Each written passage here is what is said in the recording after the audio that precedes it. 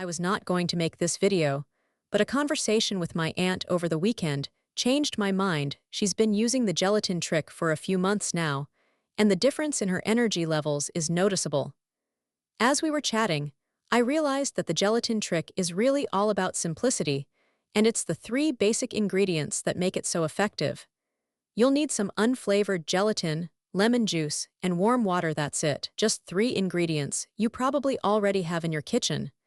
When you combine these ingredients in the right way, as you do in the gelatin trick, it's amazing how it can help your body wake up without that heavy, bloated feeling.